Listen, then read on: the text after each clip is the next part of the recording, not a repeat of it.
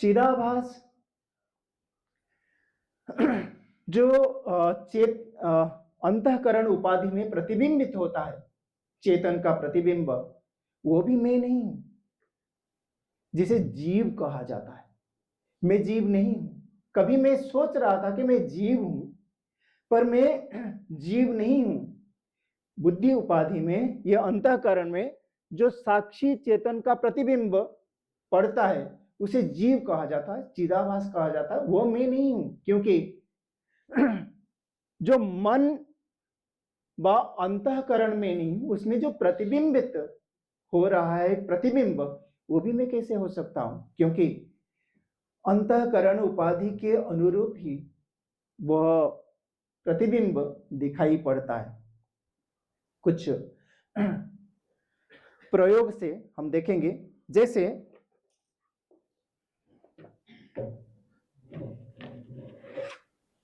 ये दर्पण है। दर्पण में प्रतिबिंब दिखाई देता है। प्रतिबिंब सत्य तो है नहीं, है या नहीं? नहीं है। यदि प्रतिबिंब सत्य होता तो बहनें, माताएं कंघी कहां लगाते? बाल बिखरे हुए हैं तो कंघी इधर लगाते। कभी इधर कंघी लगाते हुए कोई देखा ही नहीं। कंघी लगाते किधर? इधर लगाते हैं। देखते इधर पर लगाते इधर। तो ये प्रतिबिंब है, ये बिंब नहीं है। बिंब इधर है। ये मैं नहीं हूं, ये मेरा प्रतिबिंब है। बिंदी माताएं लगाती हैं तो इधर लगाती नहीं, यहां देख के इधर लगाती नहीं। क्यों? क्योंकि बिंदी गई तो, क्योंकि इधर जो दिखाई देता है वो मैं नहीं हूं। लगाती किधर? इधर लगाती है। तो प्रतिबिंब मेरा स्वरूप नहीं है, ये प्रतिबिंब है, बिंब का प्रतिरूप है, इसलिए वह मेरा स्वरूप नहीं है। जो जीव है, चेतन का आभास है। आभास मतलब प्रतिबिंब है, दिखाई पड़ता है, वो सत्य नहीं है।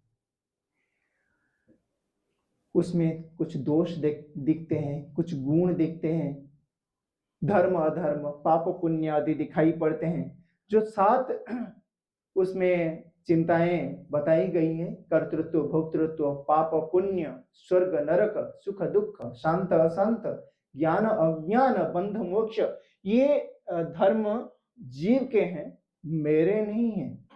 ये मैं जीव नहीं हूं। क्यों ये सारे दिखाई पड़ते हैं, देखेंगे। आकाश में चंद्रमा है, नीचे जलपात्र है। किसी जलपात्र में लाल पानी है तो उसमें चंद्रमा का जो प्रतिबिंब पड़ेगा उसका रंग अलग दिखेगा। हरा है, पीला है तो उसमें चंद्रमा का प्रतिबिंब अलग दिखेगा।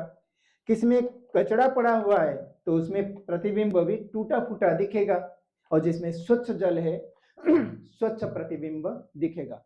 जिसका अंतःकरण मलिन है, कोई चोर दिखता है, कोई डाकू होता है, कोई लुटेरा होता है, कोई दुष्ट होता है, कोई धर्मात्मा होता है, कोई पुण्यात्मा होता है, कोई साधु होता है। ये सारा अंतःकरण उपाधि के कारण ही दिखाई पड़ता है। ये मेरा धर्म नहीं है, ये चेतन का धर्म नहीं है।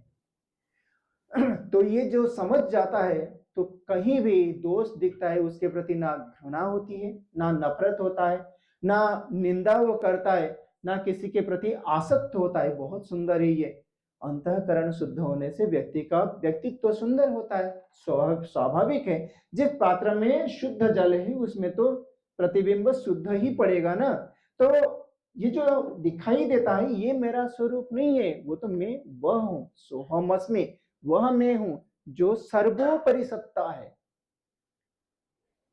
जिसको ये संसार का कोई भी गुण धर्म स्पर्श नहीं कर सकता। बिल्कुल अछूता, निर्विकार, शुद्ध चैतन्य घन आत्मा मात्र है। तो फिर मैं क्या हूं? जो सर्वांतर वह कूटस्थ चेतन आत्मा मैं हूं।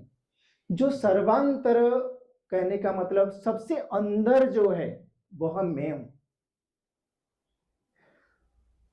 पंचदशीकार कहते हैं वो भी मैं नहीं हूं। जो सर्वांतर कूटस्थ चेतन है वो भी मैं नहीं हूं। सर्वांतर किस सापेक्ष से कहा जाता है? साक्षी किस सापेक्ष से कहा जाता है?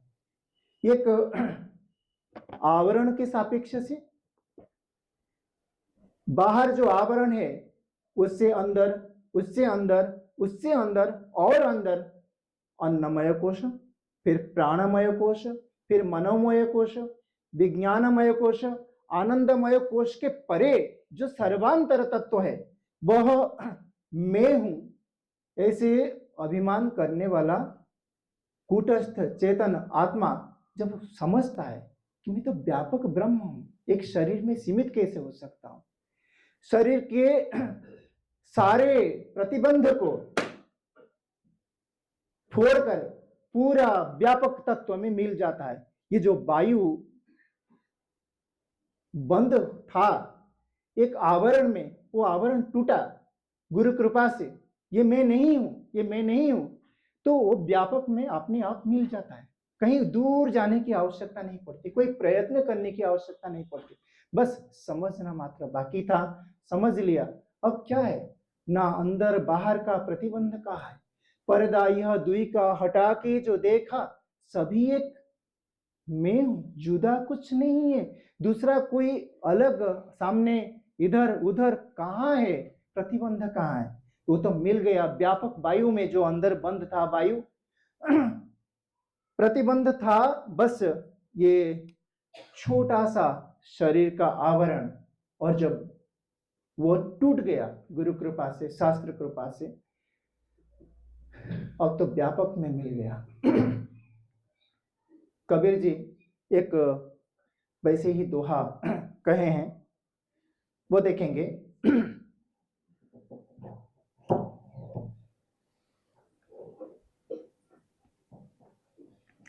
एक मटका पानी में तैर रहा है और इसमें पानी है, पानी अंदर है और पानी जब तैर रहा है पानी बाहर भी है। ये अंदर बाहर का जो व्यवहार किस सापेक्ष से है? जो अंदर बाहर कहते हैं उसका कारण एक ही है।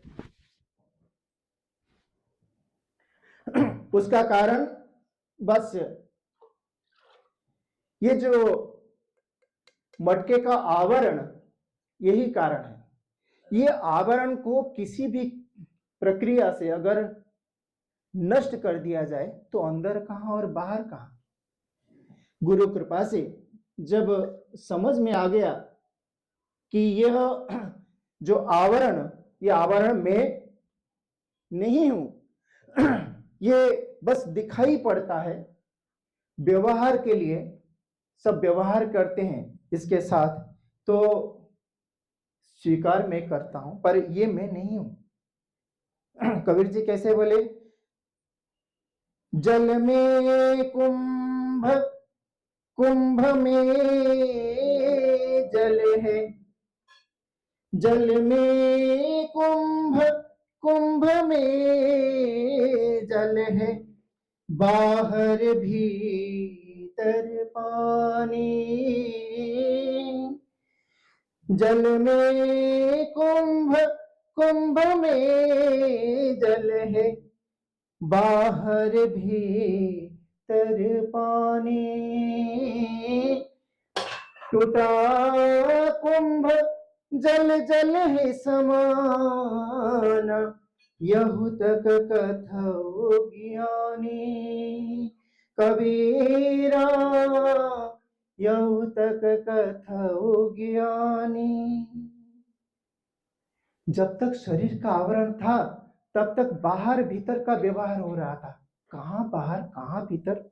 ब्रह्मी वेदम अमृतम पुरस्तात् ब्रह्म पश्चात् ब्रह्म दक्षिणतोश्चत्तरेण अधश्चोर्ध्वं च प्रसृतम ब्रह्मैवेदं विश्वमिदं वरिष्ठम्। वो ब्रह्म बाहर भी है, सामने है, पीछे है, दाएं है, बाएं है, सबाह्याभ्यंतरो यजः, और बाहर भी और अंदर भी ये व्यवहार एक शरीर अवधि मात्र को लेकर ही होता है। और जो ये शरीर ही नहीं रहा गुरु कृपा से, ये शरीर मैं नहीं हूं, मैं तो शुद्ध चेतन सत्ता मात्र हूं, तो फिर ये कहां बाहर कहां भीतर? एकमेवा द्वितीयम ब्रह्मणेह नानास्ति किंचन, ये बाहर भीतर स्वीकृति भी जन्म मरण चक्र का हेतु बनेगा। क्यों? मृत्यो स मृत्युम गच्छति यही नानेव पश्यति, यदि किंचित भी भेद की कल्पना कोई करे तो निश्चित रूप से जन्म मरण चक्र को प्राप्त होगा, इसमें कोई द्विधा नहीं है, उसे कोई रक्षा नहीं कर सकता।